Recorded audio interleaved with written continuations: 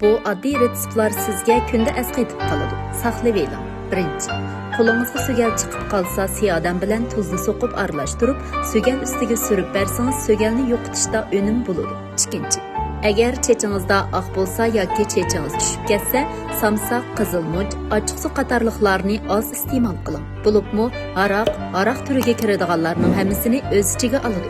Agar bu kasalni davolashda unum beradigan muvofiq yemakliklarni iste'mol qilmoqchi bo'lsangiz, har kuni kechda 3 tal yamoq yeb bersangiz, chach tushishining oldini elib qolmasdan balki oqirib ketgan chechingizning qarayishiga yordam bo'ladi.